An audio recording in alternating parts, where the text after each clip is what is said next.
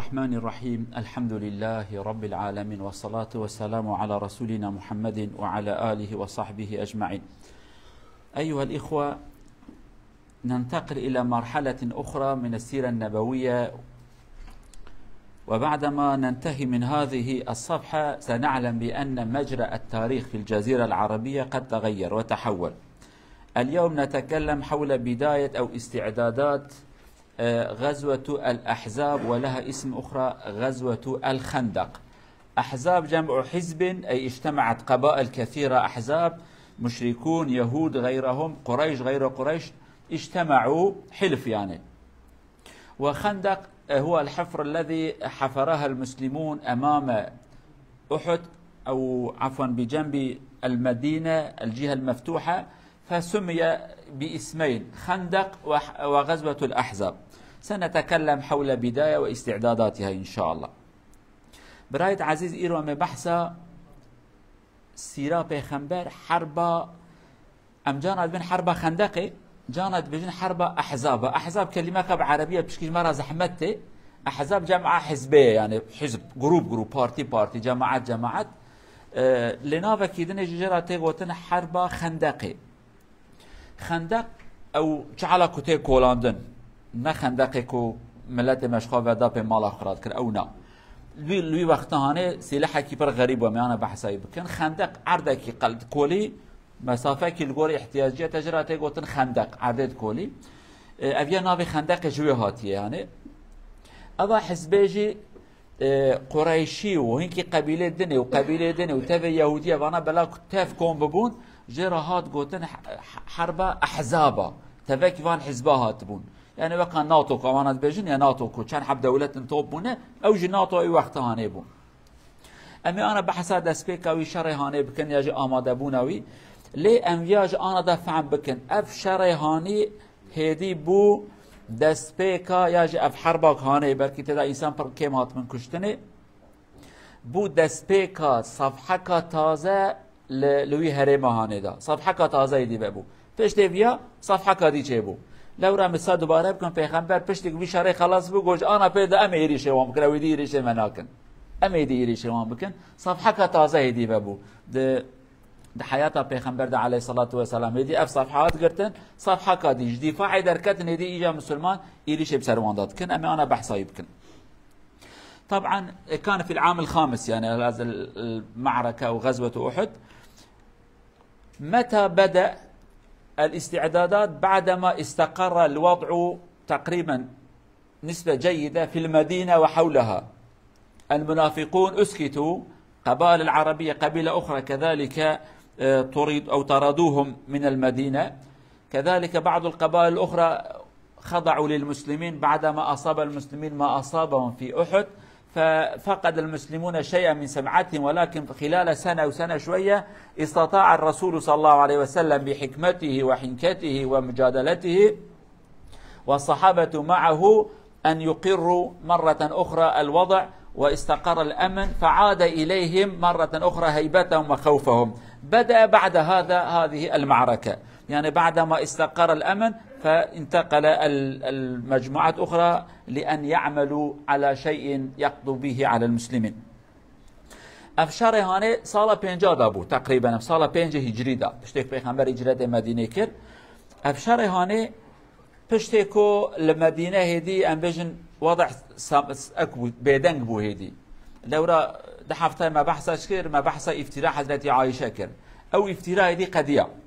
اوان اكو افتراء كرن خصوصا يهودي وخصوصا منافق بشكي زمانه وان قد كرن او بيدنگ بون هدي هنكي قبيله يهوديه قبيله كادن يهبو اوان جويرا كرن لورا اوجي خاصن پیغمبر بوشن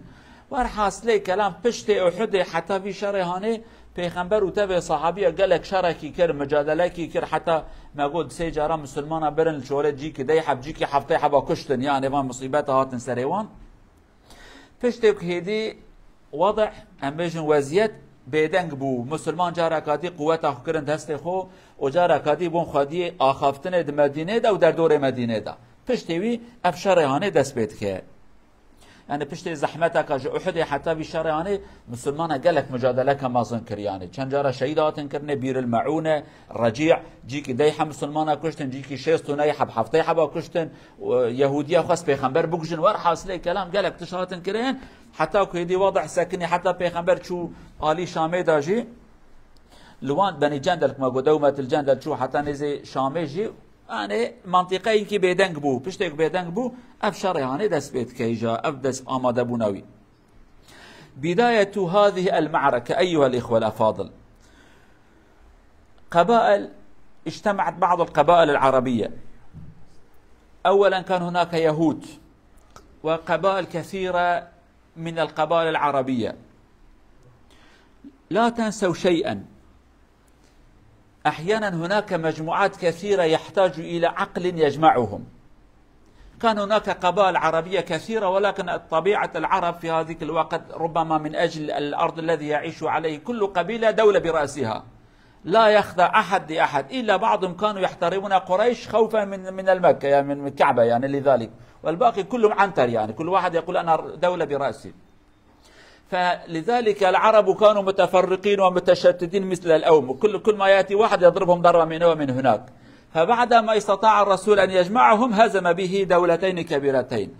فتفرق العرب جعلهم ضعفاء، فكان هناك أو يحتاج إلى من يجمعهم، والذي يجمع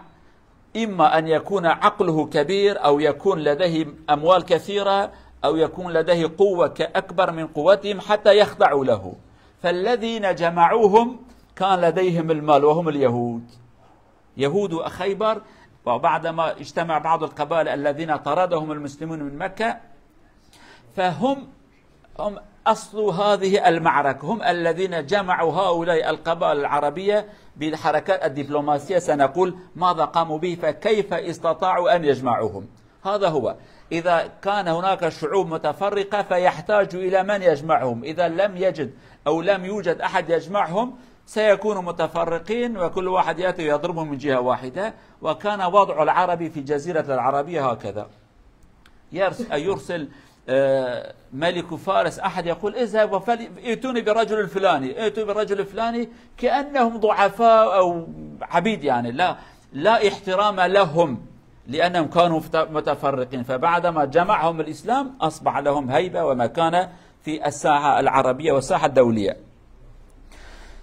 دسبيكا في شريهاني أولا بيازان من قالوا جماعتهم دماكو إنسان پرچه به وكو ملتي ما أنا پرچه صدحة بحزب ما أنا بينجي عونزا بين صدحة بقبيلة بعشرة ما أنا كاسكي ببينج قرش قيمة نادمة چما پرچه قبيلة وقت پیغمبر دا قبيلة عربا جبر بون، بلكي بسبب جغرافيا كسر دجين عردوان يعني قندا كيلفر 10 كيلفر 10 كيليرا تر چولا قوم آفتنا ور حاصله كلام باجار مازن تنبون، بلكي ان باجار مازن مكه بو اوجكا خود زانه 1000 كده 1000 3000 انسان تدابون يعني او قصا كيم بون اوانا تفرچه بون اوانا جهف قطاندي بون تبجي نيار اسلام نه تبجي نيار اسلام، ولكن جاري يك دهات مسلمانات خسته ورا يك وان كوم بكتنبو عاقله كيك وان كوم بكتنبو وكملت ما انا چوا ايرو بخوينه پرچنه كي وان توبكر يهودي كو جمدينه در كتبون چون مكتب ما يهودي خيبر باجاره كي دد الوان در اوجد يهودي برم خاي مال و ملك و پروان انا يهودي دست فكر لو راج في دنيا هانه داجبونت انسان دور قوم كي يا غره پريته هبن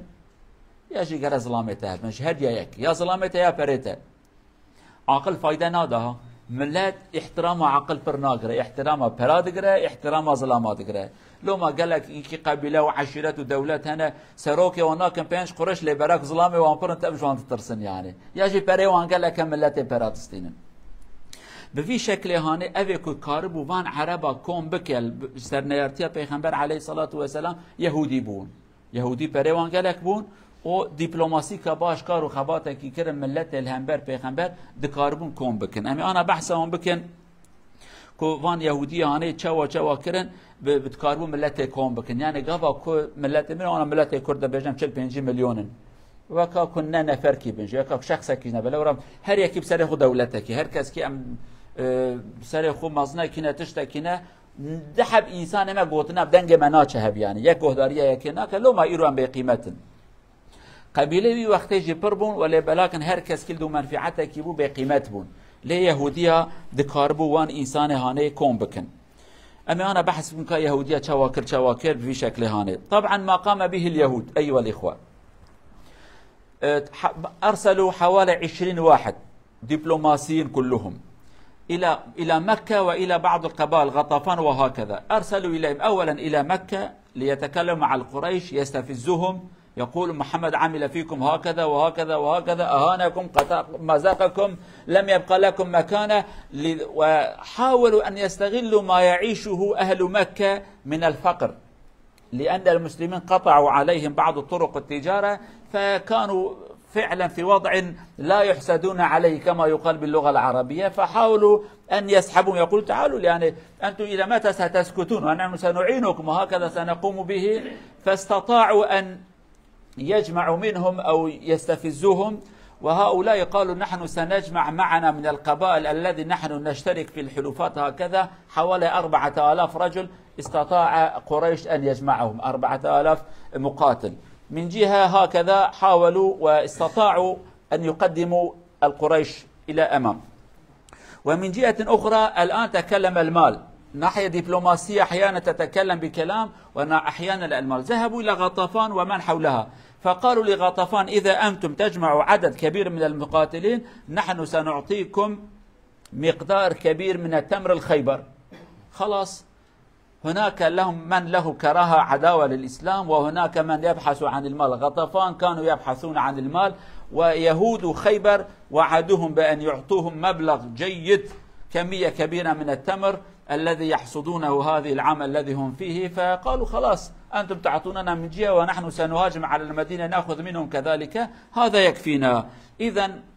الذين جمعوا هؤلاء القبائل هم اليهود، استطاعوا أن يستفزوا أو يجمعوا بعضهم بالكلام وبعضهم بالمال. اجتمع لديهم الذكاء والمال. إذا اجتمع لدى قوم من الأقوام أمرين أو ثلاثة، الذكاء التجاري أو الذكاء السياسي والحيل، وكان لديهم المال، هكذا يعمل. وكما يعملون الآن استطاعوا أن يشتروا ذمم كثير من الدول بالأسلحة وبالمال وبأمور مثل هذا. لذلك الناس أو الدول يسكتون عن جرائمهم وما يقومون به من الإبادة الجماعية. نرجو الله أن يعين المظلومين الذين يظلمون بيدهم إن شاء الله. تشتكي يهودية كرش تماشاكن دبلوماسي خاصة مهمة، سياسات يعني بيسحب ظلام يخوي بعقل يروج وانا دفجن سياسة مدار تدي سفير هنا سفير الشي باليوز أبي كتشين دبلوماسي بيسحبها شاندن أو بيسحب عولي شون مكة بيهودية بمشرك عرب قريشة خبردان بخبردان يا برامرة نادنوان لو رفانا مجبور نشمو يعني ابن محمد ورازيل كر قيمته وانما جوا كشت ودينا كي تازه آني هدي كس كي ناي مكة تشتكي نكه آد دویا دوی ده مهانه ده بسلمان پشکی پیدا چوبون در دور وان تجارت گرته بون ریا تجارت یاد گرته نانو آفتنه خوارنتنه نکارن هرن یمره نکارن هرن شامه و بني محمد ريل دواجي قرتيه ونكان هرن جيكي ونصبرو ونبرسي ببن ونقوشت زاروكي خوب خونه ونقص برسي بتشتك ونامي نايدي بشكل كي وان جرم كرن يعني بني ودنجي خنا كر او محمد اني سريوه وانا جالي كده جرم بون اوانا قريشي طبعا در دور وان جنكي قبيله برادر وان هبون افيكو مصلحه وفايده وان مشتركن اوانا قوام تقريبا نيزه 4000 انسان كوم بكن 4000 او كوم بكن 4000 تشيك دار اي توب بكن ابيا سياسات عاقل چون جم غطفان قبيله كمازن اوجي قبيله عربانه و در دور وان جي قبيله مازن هنا چون وان به پراسندن پرم هي منا جانا مسلمان مدني یا پر نه باشه نه پر گلک باشه پر فایده ده انسان اگر مربع عاقل به ایمان مربع به پر گلک فایده پرج انسان راه يهوديه چو چكر غطفان را گو بنه ورن وجي شان 1000 چکتار بدن ما انسان یک مرا شر بکن ام سال کی خرمه خوی خیبر بدن و سال خیبر جی کی وان تجاریه خرمه گلک پرکی خوش ده خرما تجارت عرب جی وقت خرمه بون يعني کی خرمه آقا کیه داره که خرمه کی وکا کو چند دونم هر ده به يعني او قصاب کیف خوش بون گو ام خرمه خو سال کی بدن و چعبه بدن ما بدن ما خطفان جي گو چه گولا داری که خرمه و جالی که جمعیت المدینه خرمه مدینه جانه ام جی حاضرن غطفان جيگو ام 6000 انسان بینن 6000 غطفان آنی 4000 جی قریشیان بون چند حب بون 10000 انسان شوانا گو ام بغالی مدینه دا هرن خلاص چقدر تشتكي غريب وعجيب بفي شكل يعني بسياسته ببرا وانا كوم كرن ابيا بزانبن عيني بكما ايرو الدنيا تفش بوني برا كوم بيه دولة وانا ظلمي الهفت مثلا انا اسرائيل ام بين ظلمي الفان فقيرات ودولة ما يك ظلمي ما يشتكن عيني فرق وانتنا اوجد شمبرات الملات بدنج يغنق زبانا بوكشم بكرم كبوكش اشترى برا ودنج يغنق ما دام تبراج مدستيني تبراد دي من الطياره دفروشم تا بومباي دفروشم تا و پره میجیته و پترول هم میجیت تمامه و ضراره که ناگیجم تکی دکجیت سربستی يعني سربستی معلسف ایروجبون پرا دنیا دین خو ایمان خو شرف خو ناموس اختفت فروشه کتیبی وضعهانه خود عالم سلامتی بدم دقال مسلمان دین ما یک قبله ما یک پیغمبر ما یک اما ام پرچه بونه یک مکان بکتنها مثلا ما اوه يعني يكاب مسلمان أكون بك سر منفعتك أم ترتدى مشتركا يقيم بك مرة خير وسلامات له أما مع الأسف تركيزا مددن سر نقطة ما يكون أم تدى مختلف النقطة ما يكون أم نوى كهبن دبي بني أبيا كنا أبيا درجة أبيا ضعيفة أبيا قلبة حيرام تبي إنسان دي إنسانة تدى أم كون ببن بنيت إنسانة تدى معرف كون ببن دهاب خير تدى أما مع الأسف يهودية دكاربو بوان قبيلة كتب نياري هبن أصل خدا جاب حسنا كان لسرنا هدفك كتب تدا مشترك نقول محمد يكي نياري وتفايا دينك تازاني يجبوني ونباشه أمر ليخنيكي مصلحة تشترى ولكن مصلحتك ما مشتركة يقول سرش عبام أما دنجرة شقات تشتكي مهمة طبعا ما استطاع اليهود أن ينجحوا فيه نقطة مهمة جدا استطاعوا أن يجمعوا هؤلاء القبائل على شيء مشترك بينهم قالوا نحن نشترك أنتم تشتركون جميعا في عداوتكم لمحمد خلاص يكفي هذا لك طريقك ولك مذهبك ولك منفعتك ولكم كلكم تشتركون في العداوة لمحمد خلاص اجتمعوا على ذلك نحن مع الأسف الشديد الآن لا نستطيع أن نفعل هذا نحن نركز على النقاط الخلافية وننسى النقاط المشتركة فإذا ركزنا على نقاط الخلاف وتركنا نقاط الاتفاق فعلينا السلام ولكن إذا استطعنا أن نضع الخلافات على جنب وأن نتعاون فيما نتفق عليه فالأبواب مفتوحة ولكن لا نستطيع أن نفعل ذلك نصيحتك جبرد أب عربي دبيجن نصيحتك بالسلمان أبي بعقل دبي حيرا قالوا برايا ورن نقطاك وأمتدا هردوك هفت فكرن أمتدا كارو خباته بكن نقطة كتيدا أم وكهبنن هر کس کی برای ریا خود بزرارتنه يعني أم هبرت خوازن أم في تشتي دين فرا تيجي تخوازي أيش أم يا دين فرا الفر تمام سر خنا أيش تلفرا تشكيدي تخوازي تشتكي خوازم زرارتن أما برا الفرا يعني نقطة كفكرة ما يك أم سروي كارو خبات ناكن هر کس کی نقطة من مثلا ایروانی بنابه ملت مکار و خباتی کن هر کس کی خوب تنید فکرها حال بو کی نقطه کشبان ملت فکرن گله کن حیر امتد خواز ملت ما سلامتیه بله جبان سلامتیه ملت امی بکن تو حیر پارتیه تشترى و حزب تشترى و جماعت تشترى مجمره مع الاسف اف الجماعه تنه خديجي لما وراء رحمه طبعا استطاع اليهود ان ياتوا بهم اليهم مجموعه كبيره من الدبلوماسيين 10,000 وجهوهم إلى المدينة طيب في هذا الوقت كيف كان وضع المسلمين هل كان النبي صلى الله عليه وسلم نائما مع صحابته ولا يعلمون أم كان لديه مجموعات استخبارات يأتون بالأخبار ماذا يجري عكس اليوم نحن ما شاء الله شاطرون لأن نأخذ الأخبار من أخينا وزوجته وابنه وهكذا ولكن ننسى الأعداء أما النبي صلى الله عليه وسلم فكان يقظا لا يرسل جواسيس إلى بيت الجيران ولكن يقول من حولنا من الدول أو الشعوب أو القبائل الذين هم يحاربوننا ماذا يجري ماذا يخططون فأتى المعلومات إلى النبي مفصلا هؤلاء القبائل فلان حوالي 10,000 اتجهوا إلى المدينة فالنبي صلى الله عليه وسلم بعدما أتى إليه الأخبار جمع القادة والسياسيين الاثنين الذين يفهمون في السياسة والذين يفهمون في الأمور العسكرية جمعهم قال مجلس عسكري خلاص أمر طارئ فعلينا أن نتكلم ماذا سنفعل جمعهم النبي واستشار معهم والشورى أمر مهم ما نفقده اليوم رئيس الدولة الكل في الكل لا شورى ولا هم يحزنون أما النبي صلى الله عليه وسلم فالله أمره بالشورى وشاورهم في الأمر، وكان أحيانا ينزل على رأيهم إذا كانوا هم الأغلبية، يقول خلاص كلامكم، وإن كان النتيجة غير جيدة أو أمر يقول نحن استشرنا والأغلبية قالوا هكذا، سنعمل بكلام الأغلبية ونكل أو نوكل النتيجة إلى الله عز وجل. فالنبي اجتمع بهم ونرى ماذا كان القرار الأخير. طبعا وانا يديق آماده كرم 10,000 انسان عالی مدینه دیتن 10,000 عسكر پیغمبر نکت یخوا وکانه نه آنم تخودانه های مجنونی ایتنه پیغمبر استخبارات وانجه هبون استخبارات مسلمانه لکوچت بل مکه المدینه الباجار ادن لبی گند لبی قبیله لکوچت ده خبرش پیغمبراتن علیه الصلاه و السلام. ایرو دولت ما مسلمانه ام چه داش زیره کن ام مخالفه مهنه مخالف یعنی پارتیا جیرانته اسمامته ام ده گلک زیره کن چت کن چناکن ام قمرت کن مالوان ها کابرات چه جم خیزان اخو جم جن اخو ام ویداوت کن دست یغا استرازیل بکم ام جبر زیره کن ماشاءالله لو کیدی نیارته چت که های ماجت نم تخودانه پیغمبر علیه الصلاه و السلام چکی وسانت کرد جیرانم نه چه مشکل ام نه وزارم او جنا خو چت کن که چخ چت کن عیب نجمره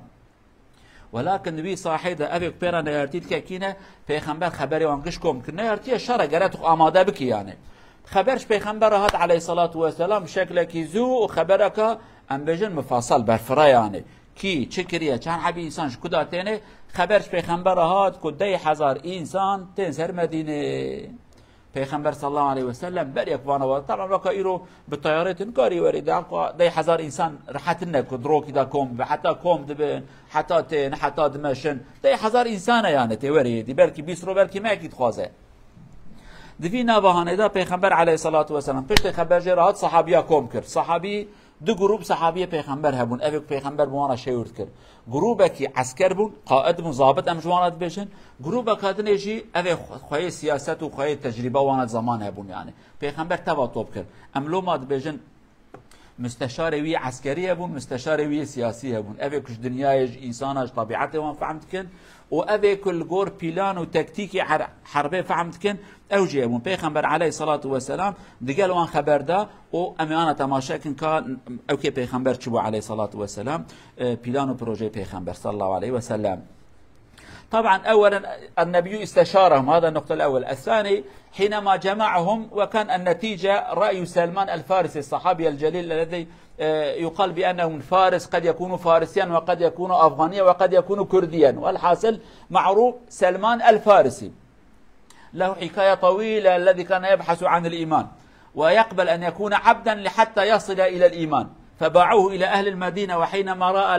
أشجار التمر قال خلاص النبي الأخير سيأتي من هنا يعني تحمل من أجل إيمان الأمور الكثير فكان له رأي فاقترح على النبي صلى الله عليه وسلم وقال يا رسول الله نحن في بلادنا إذا هاجم علينا العدو نحفر الخندق ونجعل بيننا وبينهم خندقا عميقا طويلا هكذا لا يستطيع أن يعبروا فتعجب أو النبي والصحابة من هذا الرأي وأعجبهم هذا الأمر وقبلوا هذا الكلام. من هنا ماذا نفهم؟ الإسلام لا يقول ممنوع أن تأخذوا التجارب أو النصائح أو أمور فيها فائدة من غيركم لا فكل ما فيها الخير من التجارب الإنسانية البشرية الطبية السياسية لا مانع أن تستفيد وتأخذه من غيرك من الدول حتى من المجوس ومن اليهود ومن عباد البقر ما دام فيها خير البشر لا بأس. طبعا لا نأخذ منهم الدين هذا شيء آخر علينا لا نخربط بين الاثنين. تجربة عسكرية النبي صلى الله عليه وسلم قال شيء جيد فسمعوا بهذا وقالوا سنعمل فشيء مهم جدا أن نفهم هذا. إذا رأينا تجارب إنسانية لدى شعوب أخرى وفيها خير والبشر سلامة للبشر للإنسان للدولة للشعب لا بأس مثلا مثل أمور الانتخابات المجالس المحاسبة أمور مثل هذا شيء مهم جدا أن نستفيد من غيرنا.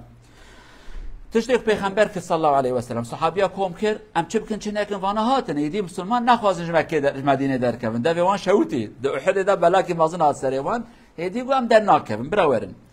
فقط ام چه بکن یعنی ام هندکن تبی هم 3-4 هزار جماره مت نمیروجن تب 4-5 هزار تنن 10,000 چکدار هاتن سلاح نتیجه گوتنا خوش دوه که درکت سلمان فارسی او صحابی مبارک اوه کشبون ایمان خو گلک گریا بو چوبو هات بو ورداوه دا سلمان فارسی گویا رسول خدا والله فکره که غریب جمعه هیه لآلی دولت ما ام بیجن فارس چیه؟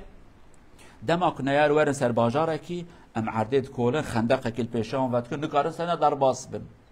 توپ و طیارت نه بیجه ام پیغمبر کرد نیکی مسلمان مدگو مانه پیغمبر جی خندقه وکر قیاس خندقه پیغمبر لآی رود کرن وقتی پیغمبر دا نه توپ هبو نه دبابه هبو نه طیاره هبو تشکیت نبو حسبو دبه بون پیغمبر صلی الله علیه و سلم فکرایی فکره که خوش کیفان جراحات گو همی خندقه کل پیشیا مدینه چکن اوی کچوبن مدینه آن اینکه هاتیه گوهارتن لورا باجر مازن بیه مدینه سه آلی وی چیانه سه آلی که بتنی وکریه و همی دوی آلیانه دا خندقه چکن دفر داشت فکره خندقه دا از وی تشته بیشن پیغمبر صلی الله علیه و سلم جمره تشتکی اسلامی دبی شعبکی ملتکی قومکی فکره کاویه باشه بجه بگرن الحكمة ضالة المؤمن يعني أمريكي إسلامية تشتكي بخير تدي بينا نبي والله في كريهاني حاشا في عربي هاني في تركي في كردي في فلي لا فرق ناكه حتى حيوانك تشتكي بخير كما قالش حيوان فايدة بدينه حيوانك تشتكي خوش كر فايدة جاي بدينه پیغمبر صلى الله عليه وسلم قبول ذكر تشتكي قومك دي ملتك دي نام مسلمان بجي تشتكي بخير بك وتدا سلامتي انسان كده هبه پیغمبر ندگو نام قبول نکن نه چواد نه تی قبول بکی پیغمبر گلک تشتا سوال دکر تماشا دکر وای قومکی بی تشتی هانه کریه دگو والله خیر تدا یک امج بینن بکن پیغمبر وی تجربه کل ایران یا جنب بجن فارس دولت فارسیه کبن دهات کرن پیغمبر صلی الله علیه و سلم ویا قبول کرد و آنی و همه وی تشتی هانه بکار بینن اما تطبیق بکنن تشتی که معرف تجربه جدر دورا خو بگره اما مصیبت هم ایرو چیه ام تشتی بخیر کوم نکرم تشتی خرابش ملت دستینن حال بو کی پیغمبر تشتی بخیر کوم دکر اوی خراب هر کس کی خراب وانجوارا میشه هنگوین و زانه چه میشه هنگو تشتی دگره تشتاتی نه هنگو دته ایجا ام بجیبونه تشتی دی اما میشه ست تشتی پیست گره او یا مروه بدش مر پیدا مره یعنی تفجعره یعنی اسلام امر مدکه و پیغمبر صلی الله علیه و سلم وی تشتانه تجربه ملت تشده هي مساله ایرو مسلمان پر محتاج يمكن کی تجربه عالمی خصوصا وقت اروپا جالی انتخابات جالی سیاست جالی حساب سروک دولت و حکومت بخوازی وره تشکریه جامعه پیش چونم راست بجن یعنی حساب کی داتینن که بخوازن سروک وان کار قرش کی پر بزه و قرکای دیگرم حساب سیستم کا حساب دانینه یعنی وان تشته حال جمعه بونا گلک باشو بخیر و فایده بو اما مع الاسف أبانا أنا الجمع نمانه طبعا نتيجة الاجتماع قالوا نحفر خندق المدينة كان لها وضع خاص من 3 جهات جبل وجبله جبل أحجار الناس لا يقدروا أن يمشوا عليه يعني ربما يقول كان بركانيك براكن سابقة يعني خصوصا جيش كبير 10,000 لا يستطيع فكان أمامهم طريق واحد فالمسلمون قرروا أن يحفروا خندق هناك والعلماء يقولوا هكذا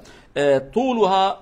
حسب هناك أحد العلماء اسمه شوقي أبو خليل عالم تاريخي من سوريا يقول طول تقريبا كان 5500 متر يعني 5 كيلومترات طول تقريبا أيوة 4.6 مترات مستوى عمق 4 أمتار وعرض 3 أمتار 3 أمتار وشوية عريض و4 أمتار عميق و5 كيلومترات طويل شيء عجيب جدا يعني خلال تقريبا 20 يوم استطاعوا أن يحفروا هذا ليلا ونهارا وزعوا النبي صلى الله عليه وسلم وزع قال المجموعة الفلانية هنا وهنا علينا أن نحفر والرسول كان يشارك معهم حتى هناك بعض المعجزات خرج حجر كبير قالوا يا رسول الله لا نستطيع أن نعمل شيء لم يكن مثل الآن يحطوا فيها قنابل هكذا يفجروا فكان عندهم معول يعني هذا شوية يسموه شاكوش يعني فأخذها النبي وإذا انتهى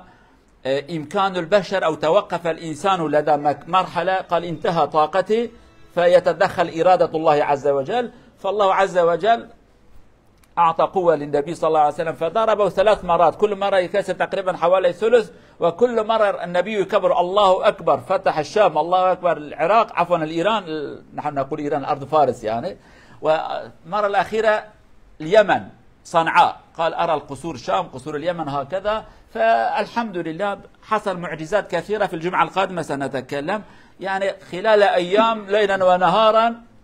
القيادة العليا والقيادة الصغرى، الرجال والنساء كلهم شاركوا في هذا الأمر. إذا اجتمع أفراد الشعب على أمر من الأمور فالنجاح بإذن الله معهم. تشتك تشيبو قرادان وما بكولن سي آلي ما قلت شيانا إنسان تدا نكارن بمشن مدينة وضع كيوي تشياكي كبري ويجي كبري بوركاني كن بولكان أنا براكينا بيقول فولكان تتقن دشقتن عسكر نكار سردار ده حزار إنسان نكار بمشن